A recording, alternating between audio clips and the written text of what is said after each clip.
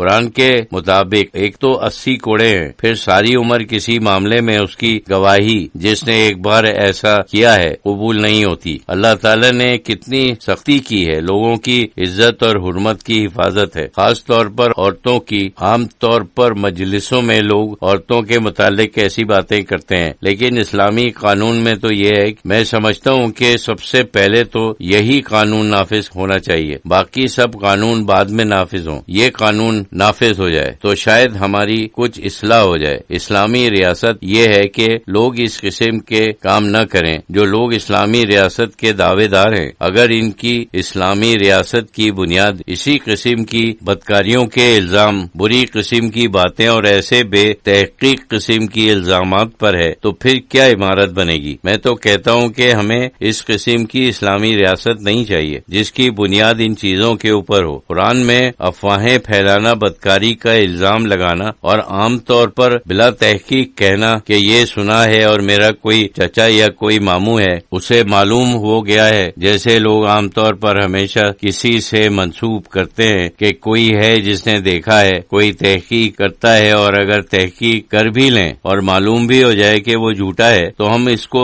تھوڑا ہی پکڑیں گے اور سزا دیں گے۔ بہت آسان کام ہے، لیکن یہ ہم لوگوں کا فرض ہے کہ ہم بلا تحقیق باتوں کو نہ پھیلائیں۔ یہ تو اللہ تعالیٰ کا حکم ہے، بہت اہم اخلاقی اصول ہے، سب اسے بھولے ہوئے ہیں، کوئی اسے یاد نہیں کرتا۔ اخلاق تو اس قسم کی باتوں میں نظر آتا ہے۔ جب تک ہم اپنے اخلاق درست نہ کریں تو کیا اسلامی ریاست بنے گی؟ جب لوگ جھوٹی باتوں کے اوپر قسم کھا سکتے ہیں یا جھوٹی باتوں کو سچ بتا کر پھیلائیں تو پھر قانون بھی نافذ نہیں ہو سکتا، کوئی بھی قانون نافذ نہیں ہو سکتا۔ تم نے دیکھا ہوگا کہ جب کبھی قانون والی بات نکلتی ہے تو اکثر ججوں وغیرہ کی جو مجلسیں اور کانفرنسز ہوتی ہیں، ان میں یہی تقریریں ہوتی ہیں کہ جب تک عوام ہم سے تعاون نہ کرے انصاف نہیں ہو سکتا۔ ہمیشہ یہ بات کہی جاتی ہے، وہ لوگ ہمیشہ کہتے ہیں کہ ہم 1000 قانون پاس کریں، 1000 انصاف کے نظام میں اصلاحات کریں، عدالتوں کی تعداد بڑھائیں، تنخواہوں میں اضافہ کریں،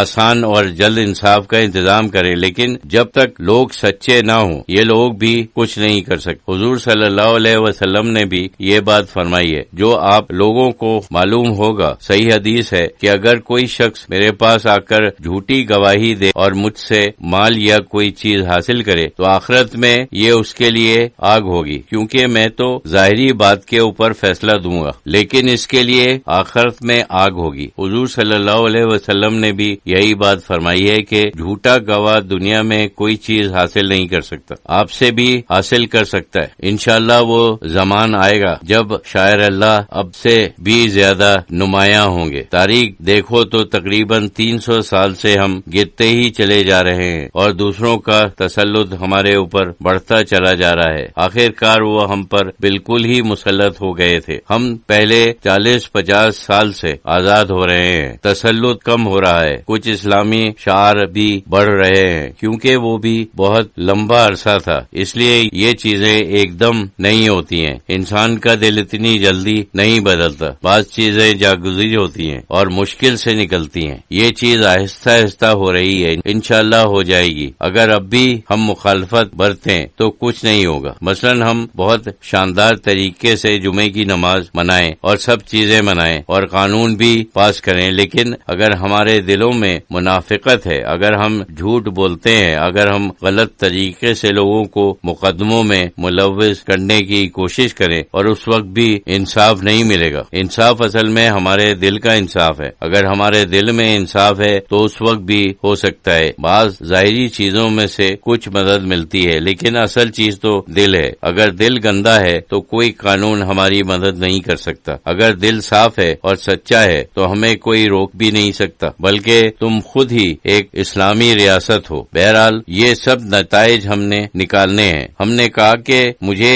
ایک حکم ملا ہے، باقی یہ جو چیزیں تھیں وہ تو قرآن و حدیث میں اخلاقی اصول ہیں جنہیں یاد کر لینا چاہیے، جن سے بچنا چاہیے۔ بعض چیزیں ایسی ہیں جن سے بچنا انسان کے لیے بہت مشکل ہوتا ہے۔ ایک غیبت ہے، غیبت سے بچنا واقعی مشکل ہے۔ حضور صلی اللہ علیہ وسلم نے اس کے لیے بڑے سخت الفاظ بیان فرمائے ہیں، یہاں تک کہ ایک حدیث میں ہے کہ غیبت زنا سے بھی زیادہ بڑا گناہ ہے۔ غیبت کے معنی پیٹھ پیچھے برائی، اس سے بچنا مشکل ہے، لیکن انسان کو اشد کوشش کرنی چاہیے، کیونکہ بہت بڑا گناہ کبیرہ بتایا گیا ہے۔